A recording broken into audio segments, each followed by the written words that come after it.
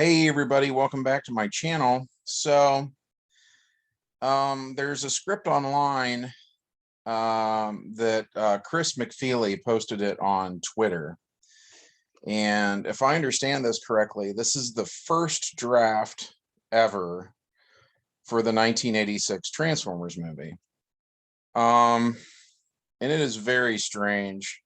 I read what might have been the second draft a while back, and it was better in my opinion, but still needed work. And then I think the third draft, at least the third, was what Flint Dille did, and I think that's what became Transformers the movie then. I mean, don't quote me to that. But there's these different versions, right? And I do think that each version fixed what was wrong in the version before it, as I understand it. But this is the first version. And it is very strange. So I'm going to go ahead and read that and then also give my sort of reactions moment to moment. I thought about reading the whole thing first and then doing the reactions afterwards, but I will forget all sort of the bullet points that I wanted to comment on. So let's dive in. Okay, our story begins in an indeterminate amount of time in the near future. So maybe it was set in 1990 or something when it came out in 1986, or maybe it was set in 1996. We don't know. And the Decepticons attack an Autobot steel mill. The Constructicons use ore stolen from the mill's carts to build siege towers. So I'm going to stop right there. This is something I think is interesting. It keeps coming up. Is sort of like we're gonna start building these things that you would think it would take a long time to build it, right? And that's all through the script, is this kind of instantaneous construction almost. It just sticks out to me. It just seems weird, but I'm going to move on. Defending the mill is the mighty Magnus, who catches Decepticon missiles and rounds in an iron bucket. That just sounds stupid. Then hurls it back at the attackers. I mean, does your bucket explode? Okay. Magnus is joined by the youthful Hot Rod, Tanker, the grizzled, one-eyed old Sherman tank. I think that's interesting that that's their version of Cup. And then Battlefield Medic RC and Wheeljack. Wheeljack and RC have a bickering relationship throughout the draft. The misogynistic Wheeljack constantly underrating her skills. Where's that coming from? I never saw Wheeljack on the cartoon as being sexist or anything, so that just seems really out of character to me. It'll make my top 5 choices the writer makes that I hate the most out of this whole draft, but let's get back to it. So Wheeljack is oblivious to the fact that she's constantly averting disaster and saving his life in the background. Okay, I mean, I don't have any more information on that. I'd be confused what she's doing. Like, is someone going to shoot him and she takes that guy out, but Wheeljack didn't see it? Like, I really don't know what's going on there. I guess without that knowledge, I'm just surprised, because Wheeljack's a smart guy. I'm surprised he's not figuring that out, you know. But moving on. A trio of Decepticons combine into a cannon that unleashes blasts of fire snow. This is a big red flag to me right now. Is just fire snow sounds like BS. I don't know if I can cuss in, yeah, I'm gonna cuss in this. So if you don't like cussing, watch my next video. I don't normally cuss, but it just sounds like bullshit, right? And honestly, also, it sounds like some kind of a weird cocaine joke to me. They go on to say that fire snow is a napalm-like substance that badly wounds Tanker. I just feel like you should have called it like an acid thrower or something. You know what I mean? Like there's more I don't even know why we're inventing words like fire snow. At any rate, Magnus heads out to take them down. Meanwhile, Optimus Prime is on the way with reinforcements and more fuel for the besieged heroes. Okay. He and the other Autobots ride in vehicle mode on flatbed cars towed by a freight train. That just seems really weird. Crewed by their human allies, General Blaze and Rusty Steel. I don't know if you guys watch a show on YouTube called Hanging with Dr. Z. But Dr. Zaius from Planet of the Apes, he's got like a Conan O'Brien style like talk show. And then his version of Andy Richter is this guy named Rusty Steel. So I can't read Rusty Steel in this and take it seriously like at all, right? And it's just a goofy name. I feel like I have no idea who wrote this script, but to me it seems more like a GoBots script than it does a Transformers script. But we'll move on because I don't want this to be like a 1,000,000-hour-long video.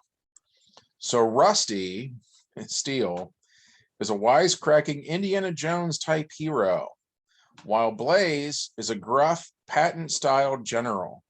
I just don't know why Blaze is in that. Like, I don't know why any humans are in this really, but okay, moving on. They and the Autobots are deliberately traveling by this unconventional method to make themselves into a target Megatron won't be able to resist. Travel by train. I can't resist. Predictably, Megatron attacks. Starscream tears up the tracks ahead of the train to try to stop it. And it turns out the train is actually an Autobot named Rails, who transforms from freight train to ultra-tech hover train and smashes Starscream out of his path. Okay, that's fine. Back at the mill, Hot Rod and Tanker fight a Decepticon wielding a laser chainsaw. It's not as bad as Fire Snow, but like, I don't know, just laser chainsaw. To me, it's another kind of a red flag. It's a little weird. And they bisect him with his own weapon. Seems kind of gratuitous to me, but whatever. Magnus takes out the Fire Snow cannon, and just in time as Rails arrives and transforms again into a colossal snake robot. I don't like that either. And the reason why is, boy, this is like, this would be a whole video by itself. I feel like symbolism is important, especially when you have kids watching it, right? And in our culture, we just have certain symbols that we associate with good and certain symbols that we associate with evil. Snakes, and I'm not talking about real world snakes, we're talking about cultural symbolism, right? Snakes are a symbol of evil, whether you like it or not. Having the heroes using a good guy snake, I feel like that's a bad move. I think one of the reasons Transformers is awesome and iconic is usually they have that sorted out. And the good guys do good things, bad guys do bad things. I'm kind of back there too, by the way, with cutting guys in half with their own chainsaw. That's fine for Ash in an Evil Dead movie, but probably not what I want to see Bumblebee doing in something on, an after-school cartoon. You know what I mean? Okay, getting back to the script. Rails uses his flame breath, laser eyes, and massive body to crush and melt the cons and their siege towers. Again, I feel like this is kind of gruesome for heroes to be doing this, right? You could, though, flip that around. Say there was this steel mill, the Decepticons show up with a hover train thing that turns into a giant snake. It's killing people, and now it's completely on brand. You know what I mean? I feel like that would just be a much better scene. At any rate, so Optimus Prime and Megatron have their final showdown, which is functionally identical to the finished film. Okay. That's interesting because I heard that Frank Miller who wrote The Dark Knight Returns and 300 and, you know, a bunch of stuff like that. He and Flint Dille are friends, and which, by the way, is why there's a character in 300 named Dilius. You know what I mean? Flint Dille actually was telling Frank Miller the 300 story, like when they were working on Transformers the movie. But at any rate, Flint Dille helped in Dark Knight with the Batman Superman fight, and in return, Frank Miller helped write the Optimus Prime Megatron thing. So it's interesting that they're saying here the first draft is like basically the same, because then I don't know what Frank Miller was contributing then, you know. I'd be very curious to actually read this in its entirety. At any rate, so yeah, the Megatron Optimus fight basically goes the same way, and then the Decepticons depart for Cybertron. Rusty makes a plan. I don't know why it's Rusty. I mean, this just sounds weird to me already. Ratchet and one group of Autobots will take the wounded Optimus Prime to headquarters, while Wheeljack and a second group build spacecraft to pursue the weakened cons. Gears whines about a human taking charge. I can see why Gears would whine about that, honestly. Like, on the one hand, it comes off as a little bit racist, right? But on the other hand, you're like this alien robot military unit. What's this guy's deal? Yeah, it would be very strange. Imagine an episode of G.I. Joe where they just run into some random guy, you know, from some other country, say, and he starts giving the Joes orders, and they're just like, okay. I mean, that would just seem strange to me. It just seems out of place. At any rate, the Decepticons return to Cybertron to enshrine the dying Megatron's life essence in an urn in the Hall of Heroes. This is kind of an interesting idea so far here. I kind of like it, and we did see the Hall of Heroes in the final version of Transformers the movie, and that scene makes a little more sense now, and I assume that's what all those fires are in the base of all those statues. Each one of those fires must be the spark of a dead Transformer. At any rate, but before they can do this, they begin to argue over who will be the next leader. Okay. The argument erupts into a full-on fight, during which the urn intended to hold Megatron's essence is destroyed. Megatron expires, and with nothing to contain his essence, it floats off into space to decompose into nothingness. What the heck?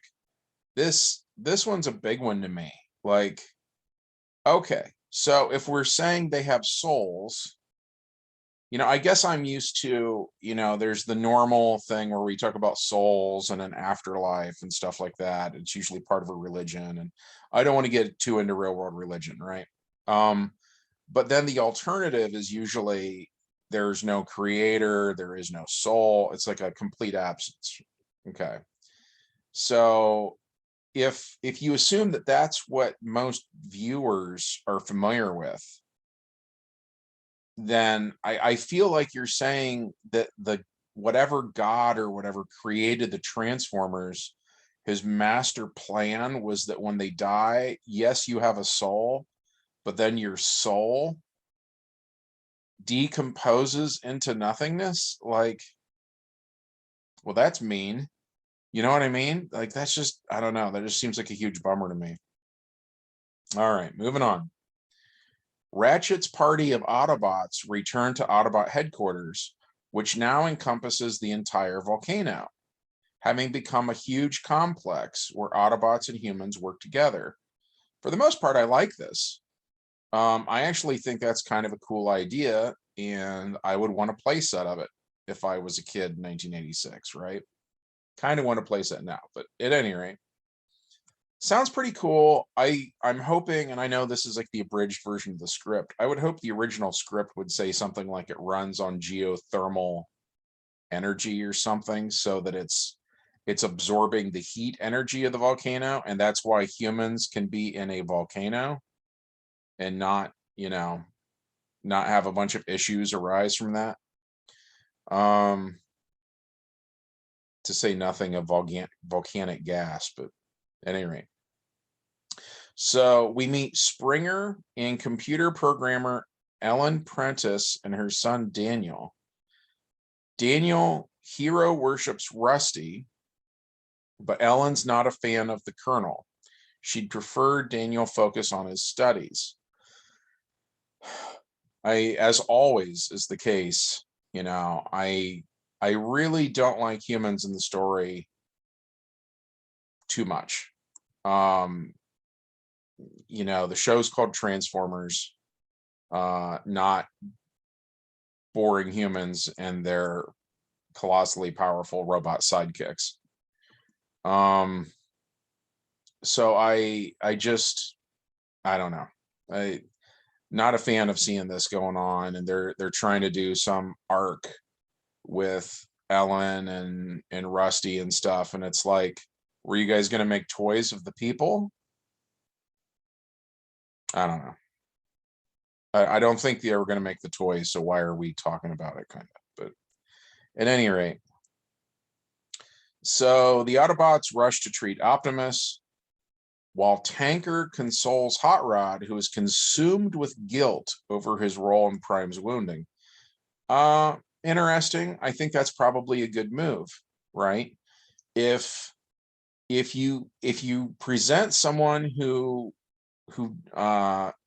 is guilty of something or other in fiction, and then you show them feeling bad, that's letting the viewer sympathize with them and things like that. If you just keep moving on without any of those beats, then you're going to kind of assume they don't feel bad about it, and then you're going to kind of not like them. That's where the whole thing comes from in the fandom of the people hating Hot Rod, Okay, so meanwhile, Megatron's essence drifts through space to the planet Unicron. Holy cow, that's quite a distance. Can Megatron's soul travel at faster than light speed? Because generally that's kind of what you would need for getting from one planet to another planet. You know what I mean?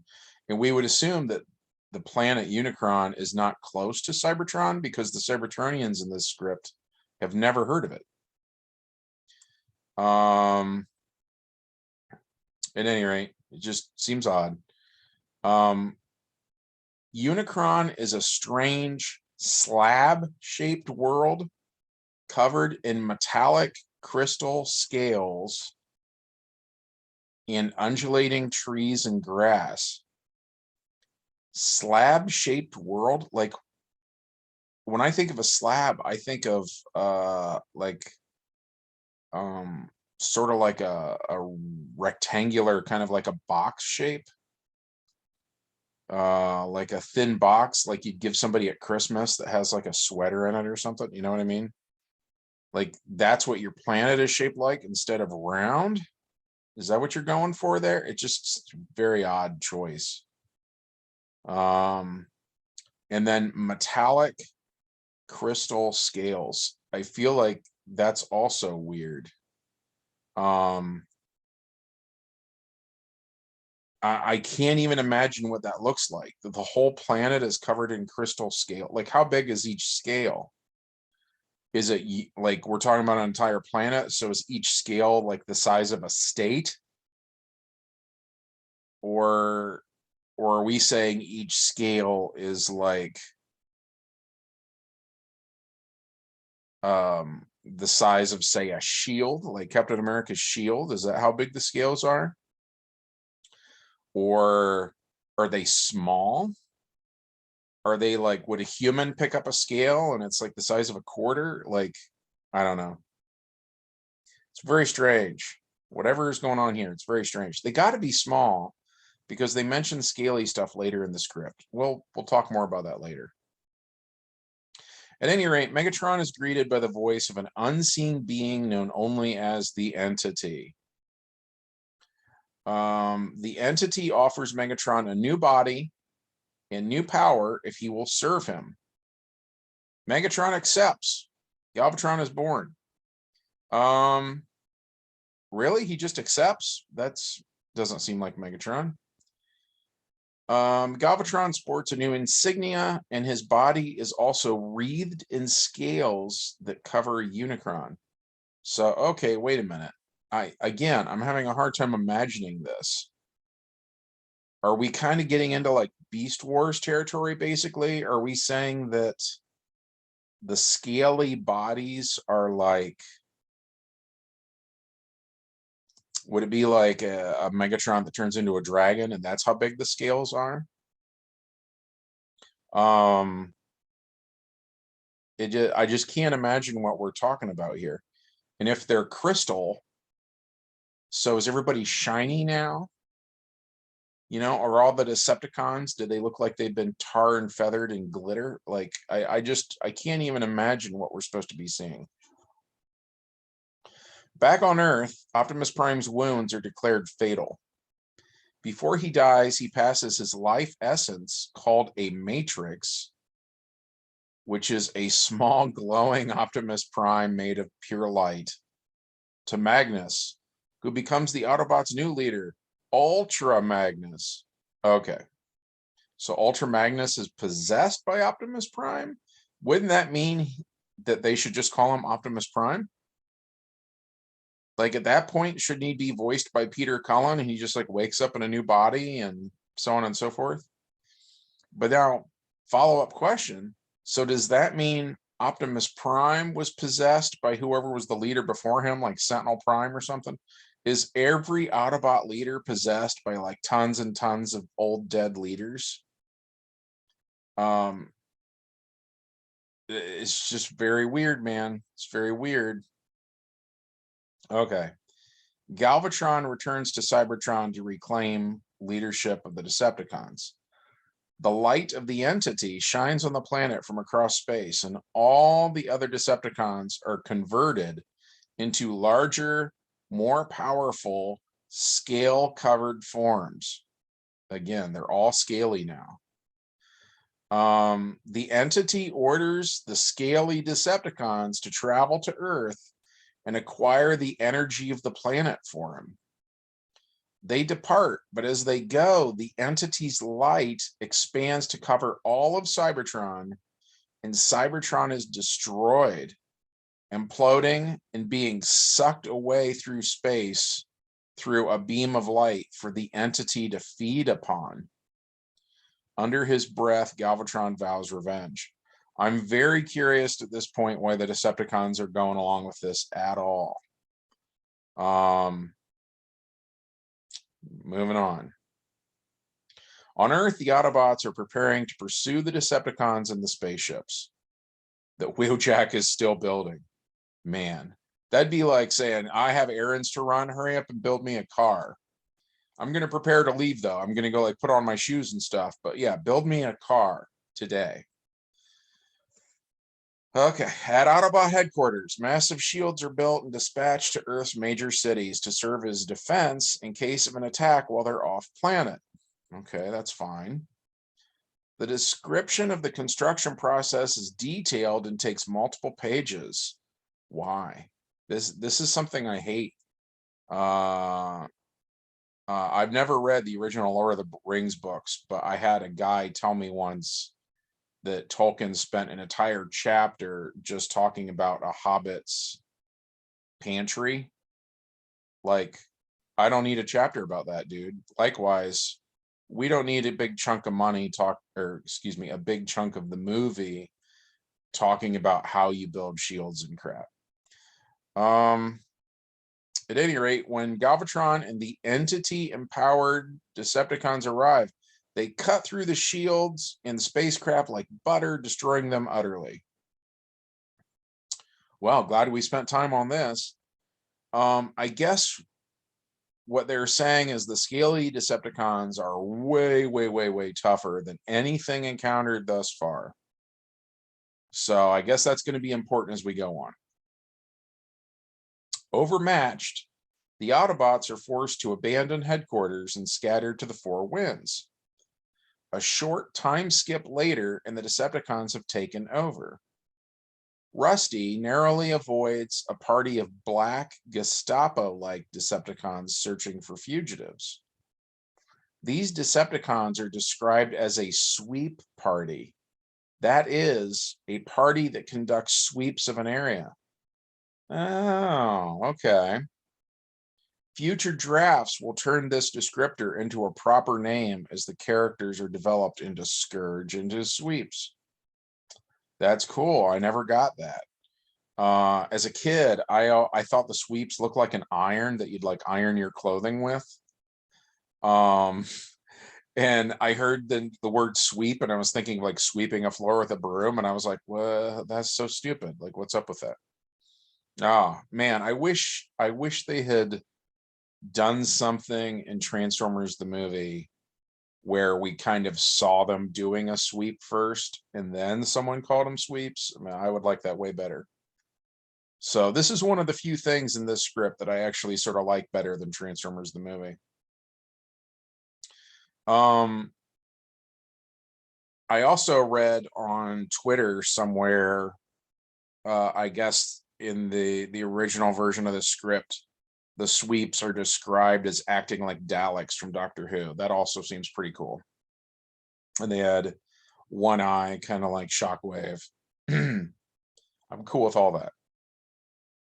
At any rate, at an Autobot Mountain Head hideout, Wheeljack and RC bring news that the Decepticons have constructed a cage around the Earth. Wow, that's quite a thing there. When I first read this, I thought they meant a cage made of metal, and so I was imagining something like a kind of like a Ring World kind of a thing, you know. And when I reread the script, I noticed it's an energy cage, but I still have questions because it's like, where did you, like, if you're stealing Earth's energy, did you need the cage to steal the energy? Is the cage the result of the stolen energy? Because the next thing they say, the cage is draining the planet's energy and beaming into space. It just seems weird to me that it is made of energy, but it is also doing other things with the energy. Like, I don't know. I'm hung up on it. Well, I'll leave it at that. But it's beaming it into space to Unicron, but they don't know that yet. And this leaves Earth with only days to live. I don't know how I feel about that. In a way, I feel like it's kind of cool that Earth is the thing being threatened, so that the kids watching this movie have more of a stake in it, I guess. I don't know. I'll have to think about that one. At any rate, the camp is then discovered by the sweep party. The Autobots keep the Decepticons busy so the humans can escape on a raft via the river.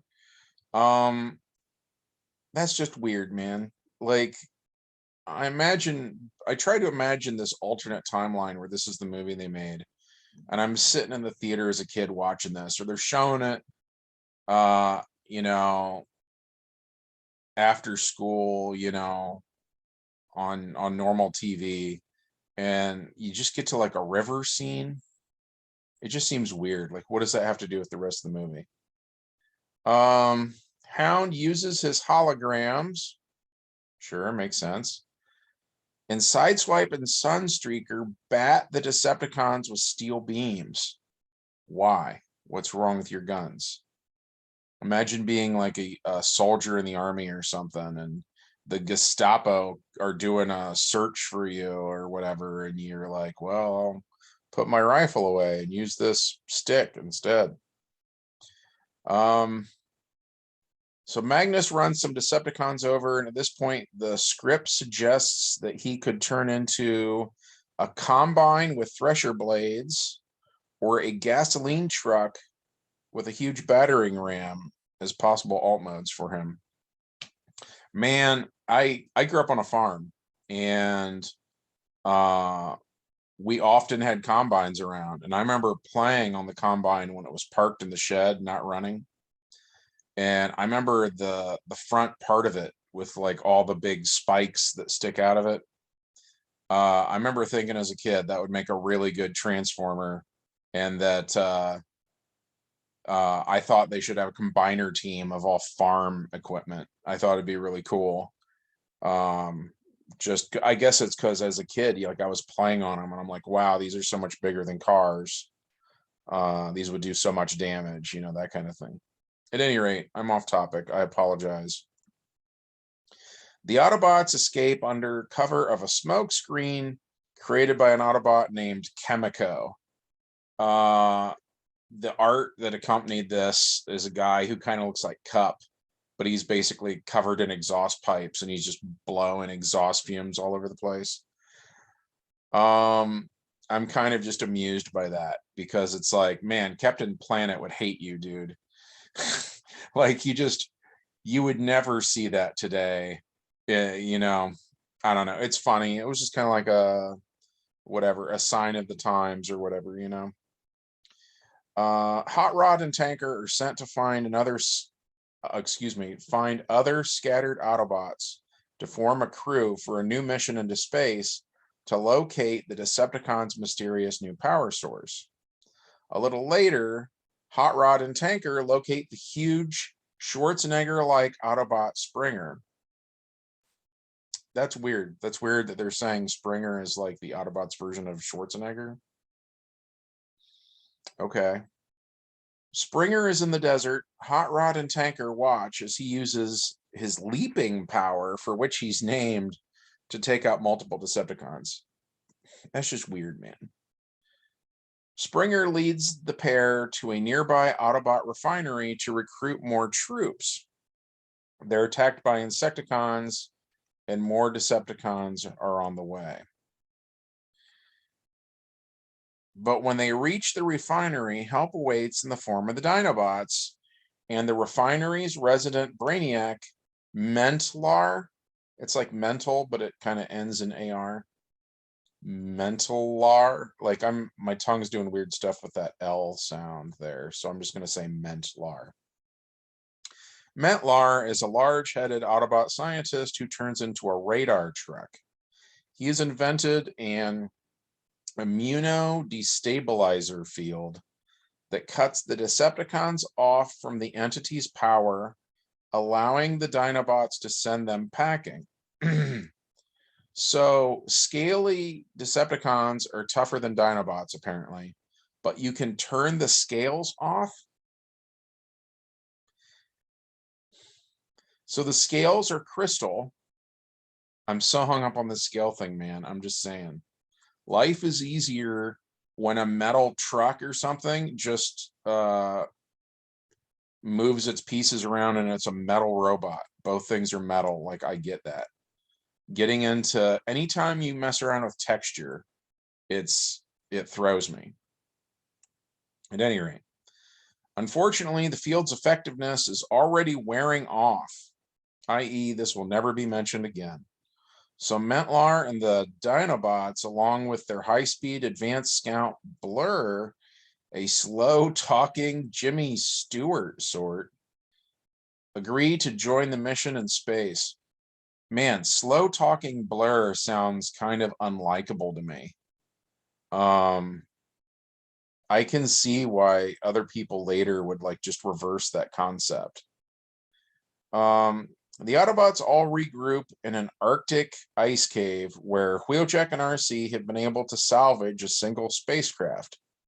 Rusty will be going on the mission with the bots and bids farewell to Daniel and Ellen, but then the Decepticons attack. In the chaos, Daniel and Ellen are forced to board the ship with Rusty, Magnus, Springer, Blur, and Mentlar as it blasts off. Hot Rod, Tanker, and the Dinobots fly alongside it. Wheeljack, RC, Blaze, and the other bots continue the fight on Earth. The Decepticons try to close the energy cage around the Autobots to prevent their escape, but Ultra Magnus does a barrel roll and they get away.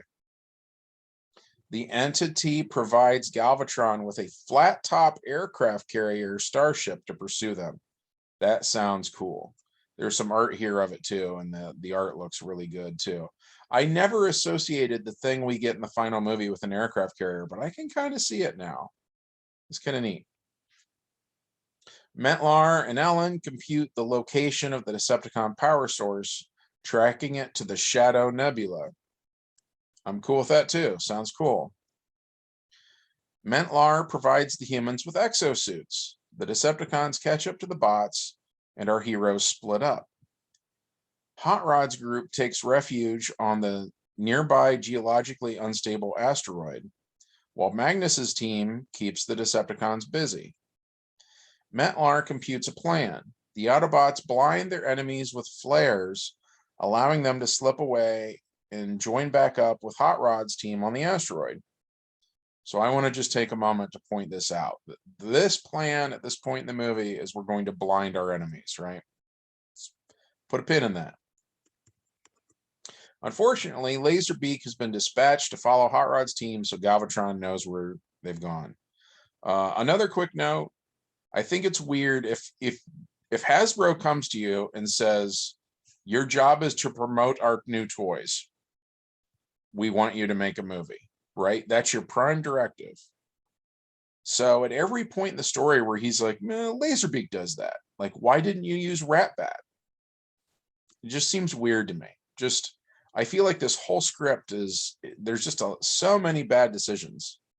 They perplex me. At any rate, the battle moves to the asteroid, during which a Decepticon bombing run flings Hot Rod's group off into space.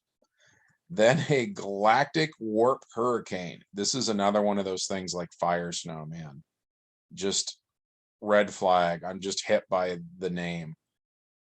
A galactic warp hurricane strikes, causing the Decepticon carrier to crash. Magnus's group takes the opportunity to escape. Galvatron emerges from the wreckage and thinks all the Autobots are dead. Wow. Honestly, I'm still just trying to wrap my head around the phrase galactic warp hurricane. On to familiar scenes. Hot Rod's group lands on an alien moon. Hot Rod rescues Tanker from a robot squid. Cool. Magnus's group makes it to the planet Unicron, but a brainwave tractor beam forces them to crash on its moon. I don't even know what a brainwave tractor beam would be. Why wouldn't you just say tractor beam? The entity summons Galvatron, but he ignores the call. In a variation of the universal greeting scene that we all know, Hot Rod and Tanker encounter and are captured by the Sharkticons. The creatures have also captured Sludge and Swoop, immobilizing them with stun sticks, and they've begun taking bites out of Swoop. Holy crap, guys. Rusty and Daniel practice using their exosuits. Ellen refuses to let Daniel go with Rusty. I think it's interesting they say Ellen's not practicing. I imagine her just standing there with her arms crossed and like tapping her foot, using phrases like, and another thing. At any rate. As the viewer, we are wanting people to go have adventures, right? So anybody that's like, no, do your homework, we're going to react poorly to that person. Does that make sense? Especially, again, to put yourself in that movie theater seat in 1986, you're a kid. You got to have that mentality. Like, you're not cool with the mom telling you to do your homework or whatever. At any rate, Mentlar removes a scale from the moon's surface to study. The entity senses this, making him aware that the Autobots are still alive.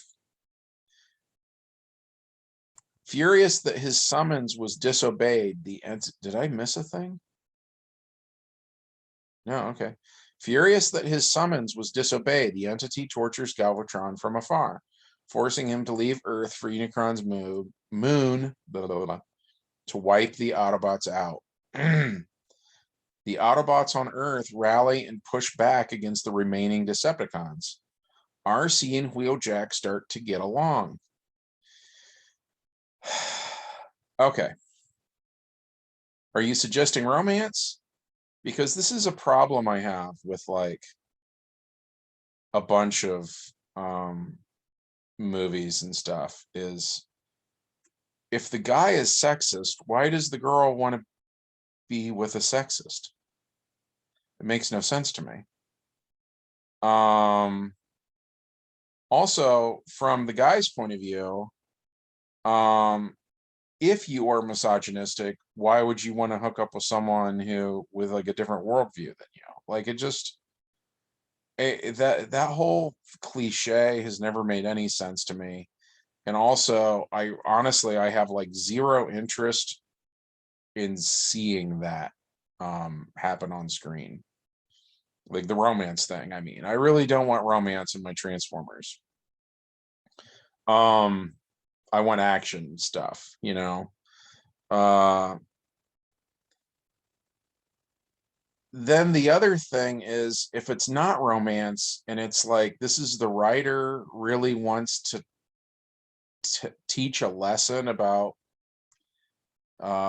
gender equality or something. I mean, again, I go back, what's the prime directive? Sell toys to 10-year-olds, right?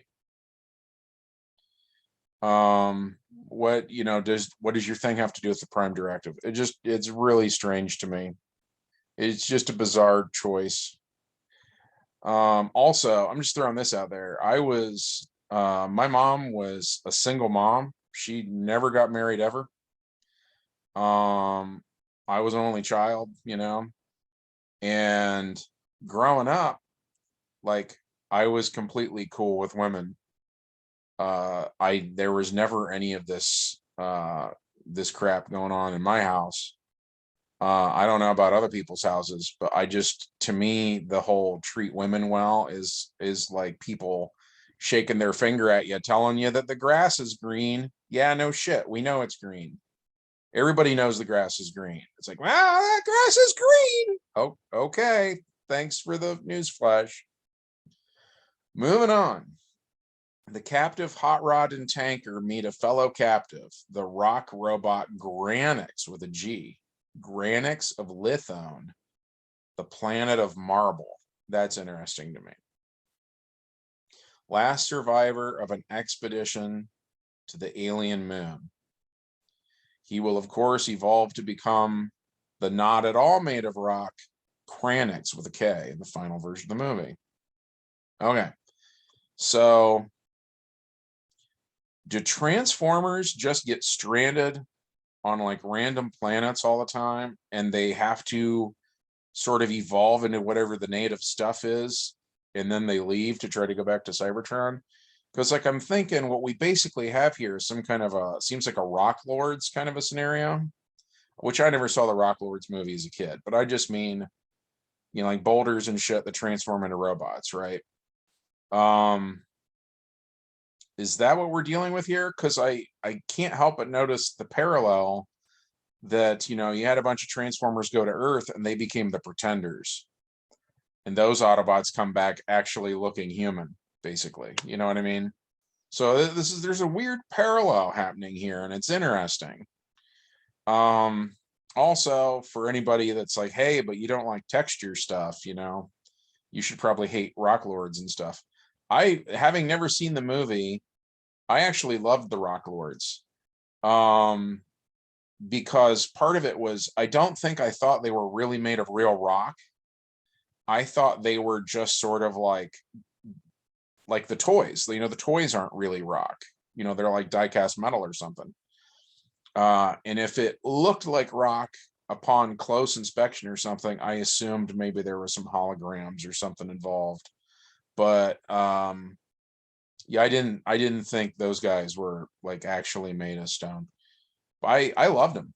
I had made sort of a little makeshift arc in my sandbox, and I'd put Rock Lords on either side of the entrance to the arc, so that when my Decepticons would show up, the Rock Lords would transform and sound the alarm, and you know, blah blah blah blah blah. Again, I'm off topic. You guys probably don't care. I'll move on.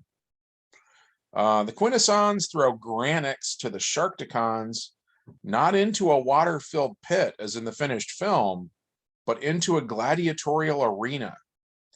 He's even given a stun stick, so he has a fighting chance, but in the end, he's swarmed and devoured. Okay. Hot Rod notices that the Sharkticons use primitive sensors to differentiate between enemies and other Sharkticons, so he comes up with a plan: blind their enemies. Which again, we had that plan earlier, right? But he wants to use grease and lubricant from his and Tanker's bodies. What the fuck? That would be like, oh, I'm getting attacked by wolves or something like that. Let me use my own blood and throw it in their eyes. And like, what? That's just insane. And by the way, using blind the enemies twice in the script to me just seems lazy. Do a different thing, you know? On Unicron's moon, the Autobots set a trap for the approaching Decepticons, setting up cardboard cutouts of themselves to lure the cons into range of explosive charges. Wow, cardboard cutouts. That's stupid. Magnus instructs Rusty to make a break for safety with Springer, Daniel, and Ellen. Hot Rod and Tanker are thrown to the Sharkticons. The plan to blind the sensors works, but the Quintessons, spindly beings with huge heads and mental powers, telekinetically make new Sharkticons out of scrap metal. Interesting. Just as all seems lost, wait a minute. They never actually say if the Quintessons are robotic, do they? I wonder if these are more like alien grays or something. Huh. Just as all seems lost, the Dinobots arrive. Grimlock has freed Sludge and Swoop, and they soon subdue the Sharkticons. Hot Rod forces the lead Quintesson to probe space with his mental powers for the location of Magnus's crew, and the team departs. That's cool. I like that Hot Rod is like, you know, puts a gun to some alien gray's head and is like, you know, do some psychic stuff, or, you know, gonna turn your head into bluey juice. On Unicron's moon, Magnus's team trips their trap. Rusty tries to help the Autobots fight. Rumble tries to force Daniel to watch as Dirge kills his mom. But Daniel masters his exosuit and saves his mom from the Decepticons, proving his independence to her. What? How old is this kid? Is he like 10? Just saying. My daughter's 17 and she needs me like on a daily basis. Springer, Rusty, Ellen, and Daniel reluctantly leave Magnus, Blair, and Mentlar to battle Galvatron and the other Decepticons. Their escape route leads them through a strange fog bank to a dried out riverbed-like area where they are confronted by the Junkions. So in this, the Junkions live on Unicron, but there's a fog bank that like hides them, and they're below the fog down in the low river area. Like, okay. The Junkions are an eccentric tribe of road warrior style robots led by the Nazi helmet wearing, sidearm wielding, metal adorned Wreck-Gar. Yeah, probably not a great idea to put your kids' toys in Nazi gear, just saying. Springer guides the humans in transforming their exosuits to flee from the strange newcomers.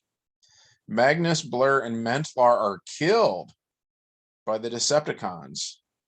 Sensing the presence of Optimus Prime's life force, Galvatron cuts Magnus open, removes Prime's matrix, and places it in a bottle-like pendant. He departs to renegotiate with the entity. Excuse me. Wow, way to kill the new toys, by the way. No wonder this got rewrote. The Junkions take Springer and the humans prisoner, but Hot Rod's group arrives and diffuses the situation with the universal greeting. Ellen decodes a printout of data Retgar provides, revealing the entity's origin. It was created by the Junkion's ancestors. What? That's all sorts of weird. The entity was built to be a universal protector, but something went wrong and it became evil. The Junkions had to live behind the veil of fog to be free of it. Bizarre. Also, Grimlock befriends a Junkion named Scrappo and teaches him that women are great and to respect them. Grimlock? Grimlock says this? Wait a minute. So Grimlock is stupid, right? Is the writer saying that this is stupid? That it's stupid to respect women? And Wheeljack is smart, so is he saying it's smart to know otherwise?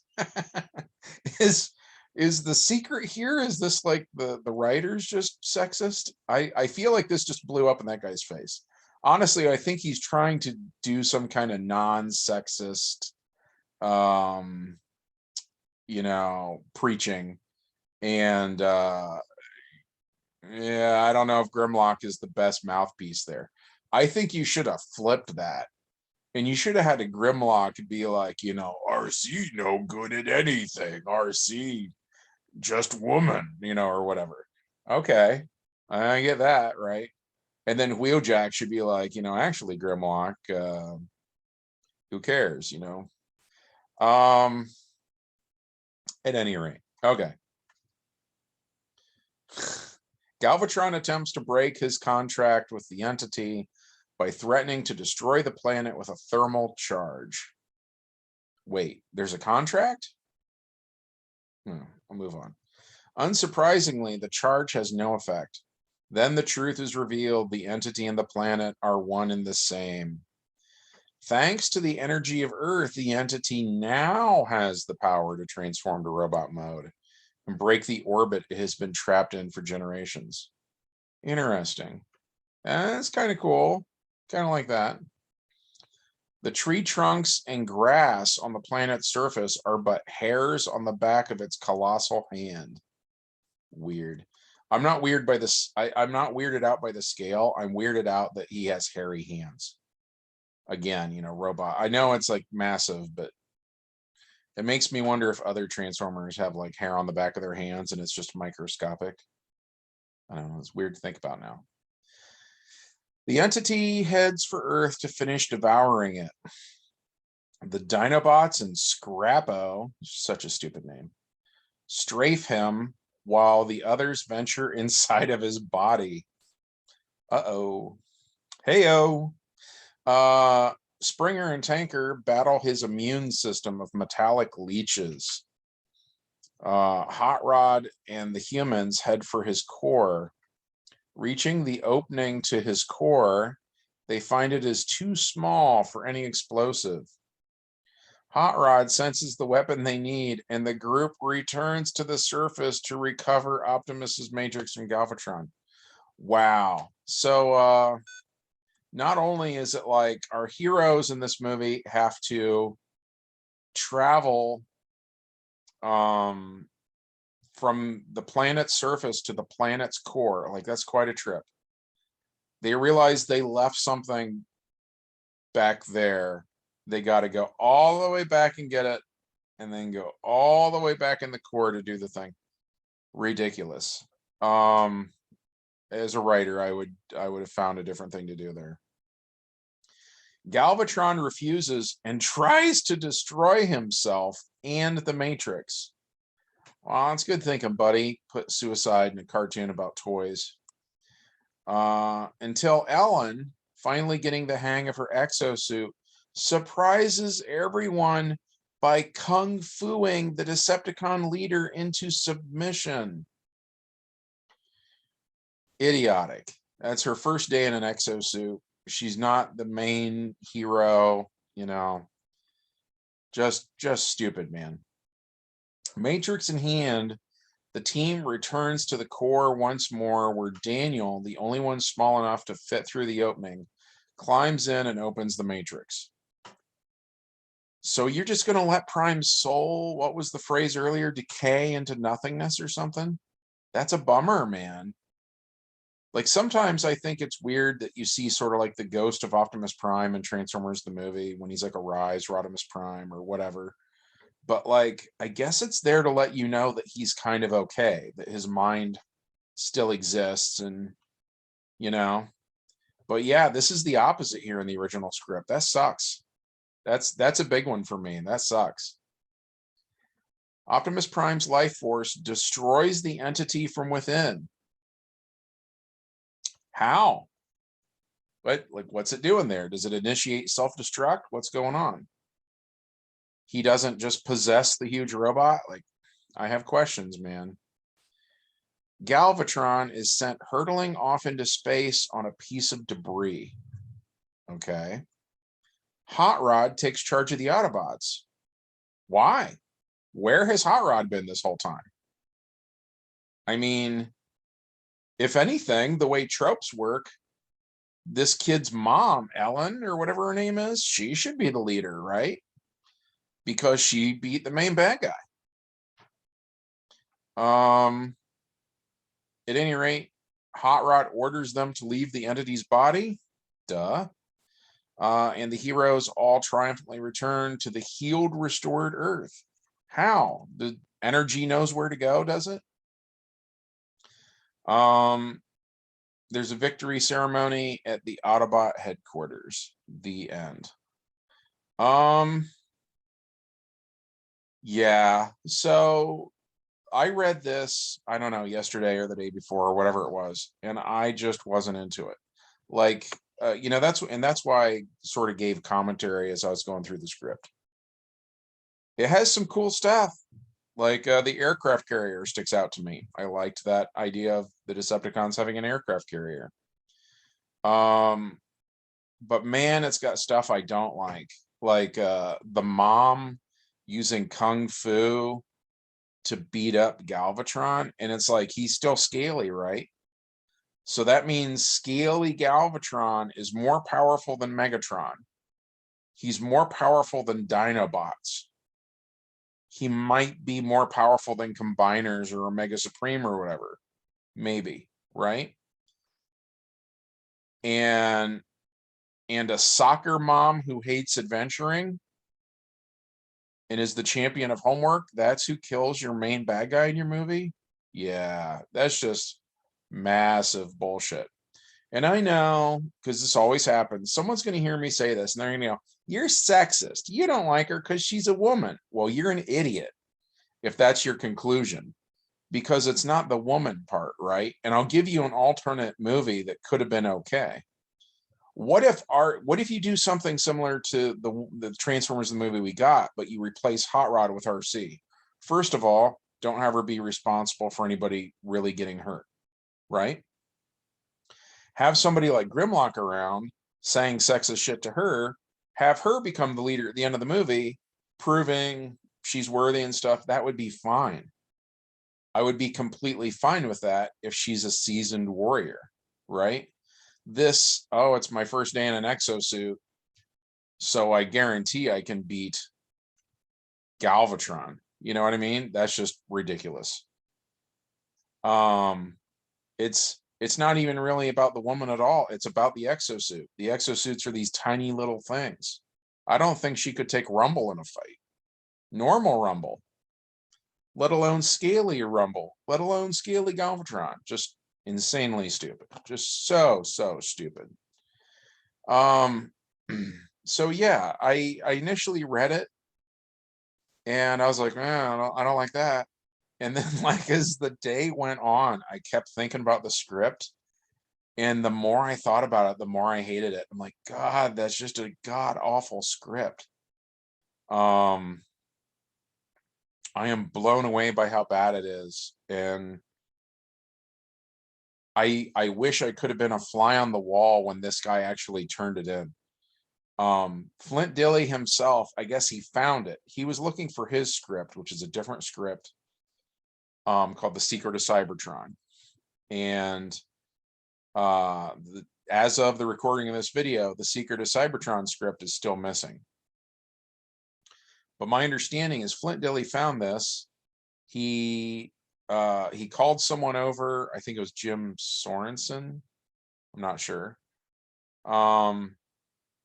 And he scanned it and put it online, and then Flint put the original script on eBay. And just now we're getting to read this stuff online about it, you know. But I guess Flint sort of just now read the script too, and he called it, shoot, what did he say? Like incoherent and just all over the place. And he's like, it's an awful script. It's no wonder we rewrote it. Yeah, it is an awful script. And it kills me that at the end, Hot Rod is the leader, but they didn't feel the need to have Hot Rod in more scenes. You know what I mean? And then it's like, what's his face? Rusty Steele. This guy's in it quite a bit, and I have no idea why. You know? And like Hasbro to this day still doesn't really like to make the human characters. We just got a Spike in his exosuit, what, this year, last year, something like that? Recently though, right? Just recently we got a Spike figure. So like, I gotta think they certainly weren't going to make a Rusty figure in 1986, or Ellen, or Daniel, or any of that other stuff. It's just such a weird move, you know. But yeah, I'm glad it got rewritten. That's pretty much it for me today. I hope that you enjoyed the video. If so, you know, give it a thumbs up and all that jazz. Let me know what your thoughts on the script are in the comments. You know, were there parts that you liked? Was there parts you didn't like? You know, did you agree or disagree or whatever? You're always welcome to disagree, by the way. Just